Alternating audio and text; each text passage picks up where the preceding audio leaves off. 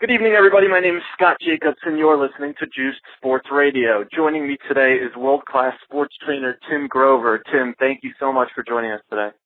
Scott, thanks for having me.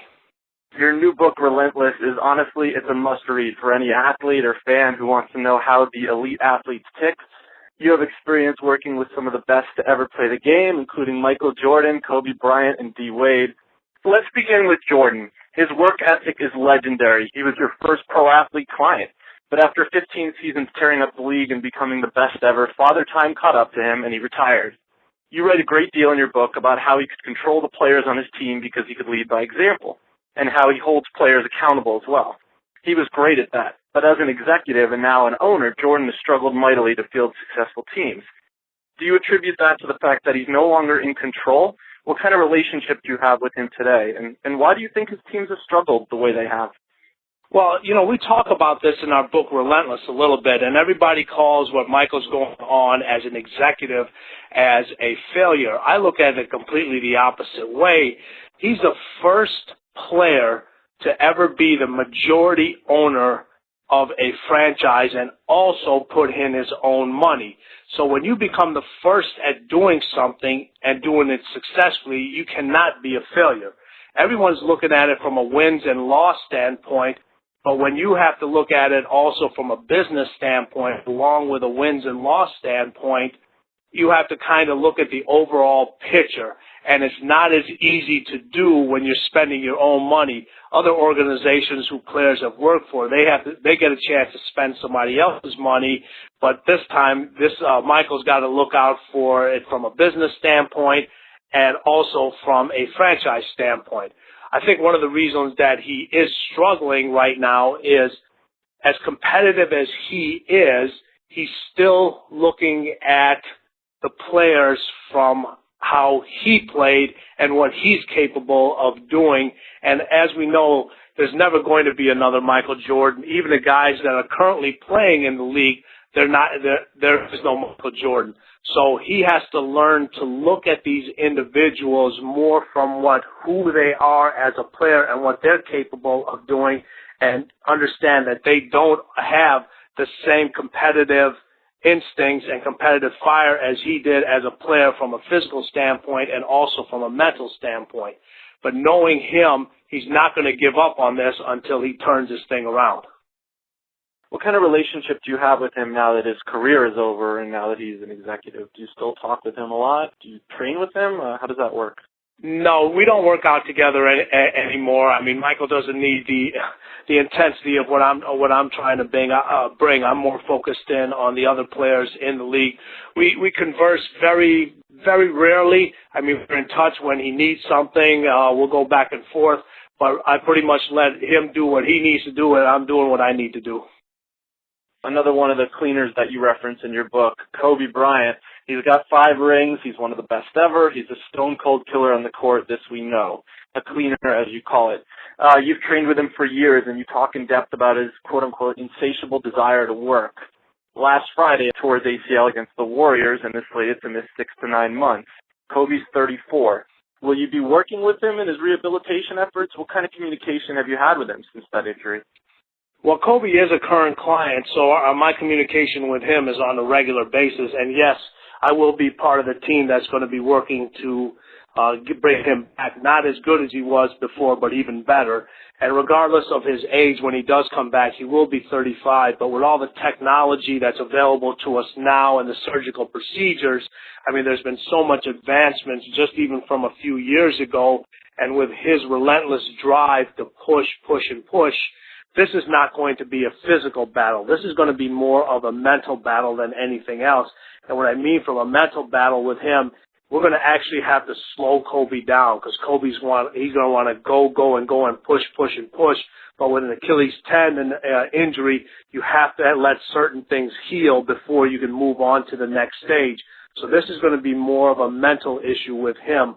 But when this rehab is done, Kobe should be as good, if not better, than he was before. And the reason I say he has to be better than he was before, because as we talk about in the book Relentless, you have to get to the point where you don't think. So if he continues to think that if I make this move or if I do something that this injury is going to come back, then I haven't done my job.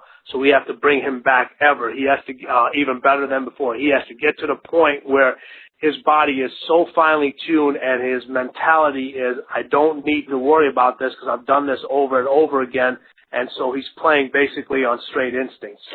Obviously, he has a lot of doubters, but you've worked as closely with him as anyone, and I definitely wouldn't be one to doubt him. So, and it's a perfect segue into my next question because you stressed to your clients, as you said, not to think. It's a big theme in your book, Relentless. It's been nearly a year since Derrick Rose tore his ACL in the first round of the playoffs. He's rehabbed. Doctors have cleared him to play, yet he hasn't been on the court in game action once this season. Is this a case where psychologically he's overthinking? What might you say to Rose if he called you and sought out your help? Well, Derrick is not a client of ours, but I agree with you 100% on there. The doctors have cleared him for play, and from everything that we've read, he has been participating in practice and doing extremely well. But now the mental barrier comes in where when you compete against an opponent in front of the fans and you know that the opposite team is not going to give you any leeway. In practice, because of Derrick Rose and who he is, when they're practicing, it's their nature. Well, he's coming off an injury. Let's back off a little bit, even if that's not how you want to be. So with Derrick, this is definitely a mental issue with him right now. And I think a lot has to do with this is the first time he's been cut, meaning the first surgery that he's had. He didn't have any setbacks in high school, the year that he played in college. So anytime you have your first cut, it's always the most difficult to come back from. And he has to get to the place where he's comfortable and he's not thinking about the knee. If he's thinking about the knee, then his biomechanics of everything he does, the way he jumps, the way he plays, the way he moves, is not going to be the same, and it's going to lead to something else hurting or something else being re-injured or possibly re-injuring that same knee again. How important do you think it is that he plays this season in terms of his outlook on the future and just psychologically? Because if he doesn't play in the playoffs, then you're talking about a whole off season more for him to think about it. You can't really speak for what's going on in anybody else's head, but I would go out there personally. I would go out there and just give it a shot, and then if it doesn't feel right, just pull yourself out and say, hey, listen, I'm not ready to go. But if you're physically ready to go, the only way to break that mental barrier is to go out there and try to compete with the best of the best in a game, not in a pickup game, not in anything else, and see where you need to progress from there. Because, again, then you have the whole summer to think about playing against these guys. All right, I may play in a pickup game here. I may play in, some kind of charity game, but it's still the level of competition and the intensity from a physical standpoint and from a mental standpoint, the barrier is still going to be there because you have not done it when it counts. Absolutely, definitely. Dwyane Wade is another one of your clients. Him and Rose sort of have a similar reckless style, some people might say. I'm sure it's obviously more controlled chaos, but that style in the paint is well documented. Their elusiveness, ability to cut, it helps make them great, but it also leaves them susceptible to injury and shortened careers. Do you ever tell your clients, specifically Wade, that you need to tone down your physicality, your movement in the paint if you want to have a longer career? Or is that kind of advice career killing? You know what? I could see that you understand the game from both sides, not only from a technical stand side, but a psychological stand side. You can't take that away from an individual. That's who that individual is, and that's what makes Dwyane Wade so special. People forget Dwyane is not even 6'4" in height, and to be able to do the things that he does, he plays on pure instinct. The way he moves on the court, the way he cuts, his reckless abandonment. So you can't take that away from an individual. We talk about in the book Relentless about the Relentless 13. And one of the key 13 is you know exactly who you are. And Dwyane knows exactly who he is. And in order for him to be successful, this is the way he has to play. And if he starts playing any other way, he's not playing Dwyane Wade basketball. And you've got the playoffs, obviously. We're right on the cusp of it. They begin tomorrow. Wade is obviously the number one question for the Heat in their pursuit of defending the title. I don't think anybody would doubt that they're probably the best team in the league. Obviously, the 27-game win streak, and Wade was a big part of that. But he's also been injured, and he has this history of injuries that keeps growing. Now, you talk about in the book how you worked with him to help him sort of get back mentally, that psychological edge in the Oklahoma City NBA Finals series. But now you're talking about a 2.5-month grind. How closely have you worked with Wade lately, and sort of what's his mental process going into the playoffs this year? Well, his mental process is right where it's supposed to be. He's gotten his adequate rest. He feels as healthy as anybody can be at this point going into the playoffs. You know, nobody's going to be 100% healthy just at this time of the season. If you logged in minutes and you're one of the stars on the team, you go in with some bumps and bruises. So this is where your challenge comes in, not only physically as well it does mentally. We communicate on a regular basis. There's no issue that needs to be addressed. The one thing the Miami Heat training staff does is they are excellent on staying on top of things, and Dwyane's been unbelievable on staying with the protocol, staying on the program that needs to keep him healthy and keep him explosive to try to go for his third championship ring and the Miami Heat's consecutive second. LeBron James is obviously another big piece of that Miami Heat team, a team that's looking to become a dynasty. James is set to collect yet another MVP award this season. While you labeled Wade a cleaner, you relegate James to a closer. Great, but not unstoppable. James is on record as saying he wants to be the best ever, or at least top 5. He's clearly got the talent. I don't think anyone would deny that. But you write that, quote, stardom doesn't automatically make you a cleaner, winning does. You know what it's like to work with the best ever. So tell me, what does LeBron have to do to break through to that upper echelon of greatness? Well, when we talk about a cleaner is a mental state of mind. From a physical standpoint, LeBron is off the charts. From a basketball skills standpoint, he's off the charts. He's going to get his 4th MVP, and rightfully so. He deserves it. He's in the zone right this season that I've only seen one other player be like that, and that's Michael Jordan. Michael was always in the zone. LeBron's in the zone this year through the whole year, which has been great basketball to watch. But what a cleaner does, a cleaner is an individual that gets that end result over and over and over again, numerous times, and he's always in the battle from a mental standpoint. LeBron, if they win the championship this year, and LeBron leads the team like he currently is, I will definitely put him into the cleaner status. But until that happens, and it may be just because he hasn't had a chance to do it, because we're talking about this in April. If we were talking about this in June, we may be having a different conversation. But if he can do that, I would definitely move him into that category. Basically, with the team that they have, winning 2 championships out of the 3 years would definitely classify him into a cleaner status because he's been able to repeat his level of excellence from a physical standpoint and from a mental standpoint for 2 years in a row. You work with pro athletes all the time. You get inside their head. You find out what makes them tick. LeBron James, the decision, obviously it had a huge impact on him. You could see it his first season. He kind of disappeared in the finals in that infamous series versus the Mavs. But are we going to look back on his career and go, that was the best decision he ever made? Because, as you said sort of in the book, he was used to sort of being put on a pedestal throughout high school. Obviously he didn't go to college. He was the number 1 pick. Was that sort of the jolt he needed to sort of become great? You know what? That's a great point, and I think it really helped. But also making the transition to Miami and playing with a Dwyane Wade who's gone through all the ups and downs, all the way from high school, not being a heavily recruited player, going to Marquette, not being eligible his first year, getting close in the NCAA tournament but not winning it, getting to Miami, having to struggle, won a championship. Then the team went all the way back down to a lottery, then going back up to a championship. LeBron didn't get a chance to experience all those highs and lows in his game of basketball and didn't really know how to deal with it from a mental standpoint.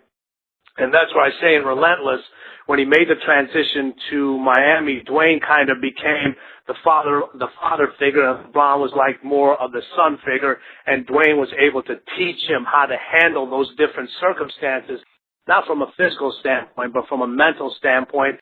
And LeBron, his first year in Miami, he was trying to be something he wasn't. He kept saying, I'm trying to be the villain, I'm trying to be the villain. Then this year, last year when he won the championship, he came back to being who he was. And as we talk about it, he knew exactly who he was, and that really propelled him into going into the next level and becoming the best basketball player that he could possibly be. I think you make a great point sort of with that experience, and you've got the NBA draft coming up in a few months. This might be the weakest class in years. And a lot of people, including myself, would attribute to that terrible one-and-done rule that basically says, hey, go to college for a year, fine-tune your game a little bit, or just try to chase a ring, and then go to the pros. And a lot of these guys, I feel like, don't get seasoned. They don't get toughened up the way they should be. They sort of just get that star treatment, and then they're gone. And they don't even have to meet the level of expectations they come in with. It's more based on potential. The NBA said that you have to be in school for 2 years to be eligible for the draft. How much of a difference do you think that would make on the quality of leaders that we have in the league? Oh, it would make a huge difference. I mean, now you'd have individuals that, when you have a one and done, the coaches really don't get a chance to teach individuals anything. They don't get, it's basically rent a player for a year. You're trying to get your team to that championship in the NCAA tournament, and you're already looking, halfway in the season, you're already looking at your next recruiting class because you know these players are already leaving, so you don't get to invest the time from a physical or a mental standpoint and get the growth that you need for these individuals. That's why there's so many bad players in the NBA, and they have such shortened careers, because what happens is, we say this in Relentless, when a player turns pro, when he shakes the commissioner's hand, no matter what sport he's in, for a lot of individuals, instead of that being the beginning of their careers, that's the end of their careers, because they think, oh, I finally made it, I'm here now, not knowing that, hey, if you don't produce in 2 years, you're going to be out. And you see that the NBA has even changed those rules. Now the guaranteed contracts are only for 2 years. They used to be for 4, then it was for 3, now it's for 2. So it becomes more imperative that you need to be even more ready at the college level. You should spend more time there, because your chance of success at the next level are going to be even greater. Right, and one of the things you state about greatness is it's not just about getting to the top, it's about staying there. You even said an example with Kobe, how when he was drafted, he went directly to the gym, which is interesting because he was a high school player, so it just goes to show you how dedicated he is. Let's get away from stars for a second, and let's talk about the Denver Nuggets and George Karl. They have a team that's incredibly efficient, but they kind of lack that cleaner, or some might even say they lack a closer. But they have a ton of depth, they play winning basketball, and they're an explosive team. Can a team without a quote-unquote hierarchy where everyone is practically equal win an NBA title? Yes, they can. You know what they have? They do have a cleaner, and that cleaner is Coach Karl. And his job is to put the different pieces into place. So what he's doing is he's taking the different personalities and the different skill levels and putting them integrating them together. So he sees on certain nights, I have this ability to match this player up, so he's going to play my closer position. This other player is going to play my cooler position on the second string. This is how it's going to be. So he's done a masterful job of not only putting the players together who can play well together, but that mesh together mentally, and that's why I think he should be the coach of the year. And I was actually not expecting that answer, just because they really don't have that superstar. So I think that's interesting how you say that they really don't need it, because they, in a way, they have a superstar coach that sort of puts them all together. He does put them all together. I don't know if they have enough to win the championship. I mean, it's always hard to win a championship unless you have that superstar player, but they've had a lot of success in there. And I think what's going to happen with Gallinari going down, that somebody's going to have to really, really step up. And I don't know if that's going to be Andre Iguodala, if it's going to be Ty Lawson, who it may be. But if you notice in the last few games, Andre Iguodala has picked up his game to kind of add that dimension of offense that Gallinari brought in while still being extremely consistent on the defensive end. Segueing back to the Lakers for a second, never has a team that's been the 8th seed gotten more hype and scrutiny than the Lakers, and rightfully so. I mean, they brought in all these stars. They brought in Nash. They brought in Dwight Howard. Obviously, they had Kobe and Powell. But obviously, they've struggled this year, and they've had major injuries and whatnot. So you look at a team like the Lakers, and Why didn't it work this year? Was it the coaching? Was it the players? Is it a combination of both? Did they sort of come in there and think, hey, we're just going to win it all because we're all great players? How does something like that not work? Too many cleaners on one team who couldn't mesh together early. And until these individuals decided to say, hey, listen, I need to give up this part of my game in order for this team to be successful and really piece this thing together, I think it's finally starting to come together. I mean, injuries have a lot to do with it when you can't put the chemistry together. I mean, Steve Nash, when they get one player healthy, somebody else would go down. So they really never had a chance to mesh together. But I think, again, when you bring a lot of superstars together, the first year is extremely difficult to get all these personalities to kind of give and take. And it happened with the same thing with Miami the first year they came in. I think when their record early was 9-10 or 10-9, and everyone's saying, well, this isn't going to work.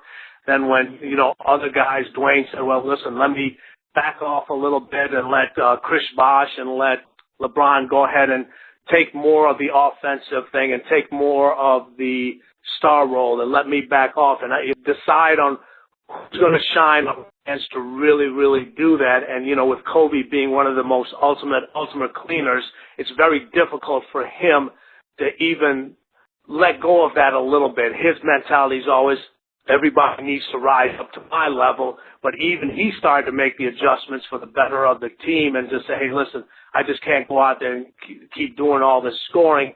I got to try to pass the ball and get these assists up and so forth. But as a cleaner, you're always going to end up converting back to who you were. And as we say in Relentless, what's Kobe's job? His job is to get buckets. That's what he's always done, and that's what he's always going to do. I just want to go and talk about you real quick before we finish this up. Relentless, it's a great book. I would recommend it to pretty much anyone who's interested in the psychology of athletes. And it's a different mindset that you sort of bring to the table, and 13 different aspects of it. Talking about how you got your start, and you mentioned at the beginning of the book, you got your degree and you got your master's, and then you went and you were at a Chicago gym and you saw an article that said that Michael Jordan thought he needed to toughen up to beat the Pistons, and you just reached out to the Bulls, and there you were. That's exactly how it happened. I mean, I worked at a local gym, and then I saw an article in the paper that said how Michael's tired of taking the physical abuse from the Detroit Pistons. And he was just trying to figure out what he can do. I reached out to the team doctor at the time, which was Dr. John Heffron, and the athletic trainer, who was Mark File. And I said, hey, this is what I do. This is what I'm capable of doing. This is what my background is. They liked what I had to say. They said, okay, we'll present it to Michael. Michael said, I want to meet this kid. They set up a meeting. I had a 30-minute meeting with him. Michael said, listen, I'll give you 30 days to try this out. 30 days turned into 15 years.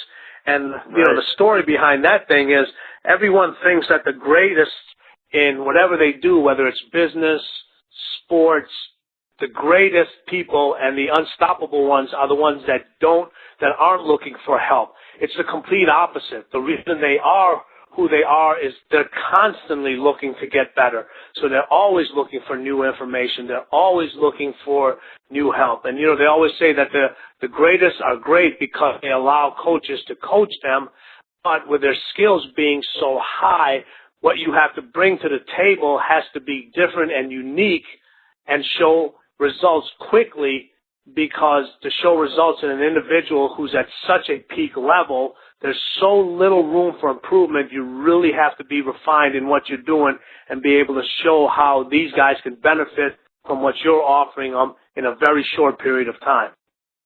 You're a very confident person, and that's clearly reflected in the book. But when you got that first meeting with Michael, that must have, what was going through your head? The one thing that's good is my parents never raised me to be starstruck individual. So when I had a chance to meet him, I knew I may not get this opportunity again, so this has to be extremely professional. I came prepared with a very short, precise speech, being able to tell him, hey, I've watched you play. These are the different injuries you sustained. This is what's going on. This is how we can help your game. These are the ups and downs you'll feel from this program. It's not always going to be positive. There are going to be some downsides to it. And just understand you have to give this time to work. This is not going to work in a day or two, but if you're willing to give us this time, you will definitely feel the benefits, not only from a physical standpoint, but from a mental standpoint, because you'll be so much tougher than everybody else. And you said in the book, quote, from Jordan, if I ever see you in my neighborhood again, I'm going to shoot you. Which that was a fantastic quote. After 15 years of getting them up early and making them do the things that he didn't want to do, and constantly being on him and not being a yes man, I can understand that. Say, hey, listen, it's time to go now. I don't need to see you anymore. Right. Do any of these guys ever just say no? I disagree with you, and then how does that work? Do you just not work with them, or do you cater to what they're believing? Yeah, we have individuals that don't want to do the things that we want to do, and we just don't work with them. We say, hey, listen, this is how we're going to do it. We have 3 rules that when we start working with you. Rule 1 is you got to show up. All right, you got to show up. We can't make you show up. After you show up, you got to listen. All right, you have to listen to what we're going to tell you. All right, and a lot of people, as difficult as that may sound, they just don't want to hear what you're trying to tell them. So if we can get the other individuals, if we can get them to do 2 of those things, then everything else kind of falls into place. Hey, listen, you got to show up first, got to listen, and you got to work hard. If you do those 3 things, we'll get you to where you want to be.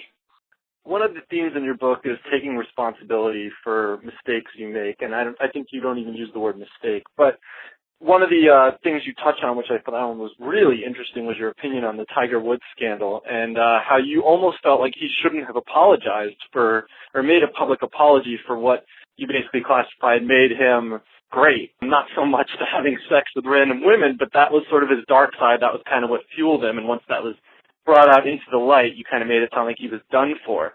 Can you explain kind of that position?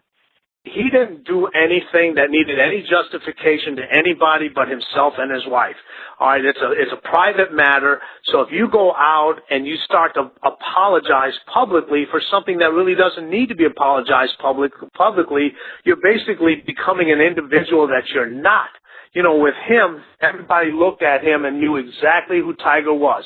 He was this intimidating individual that thrived on pressure. He never ran from pressure. Pressure was something that he looked for, and it intensified what he was able to do.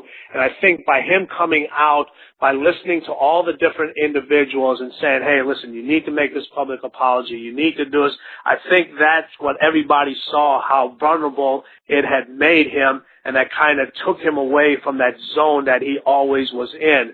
And it took him a long time to get back into that zone, but he's finally back there because he's finally discovering, he's got himself healthy, and he's finally discovering, hey, this is the player I am, this is what my mentality is.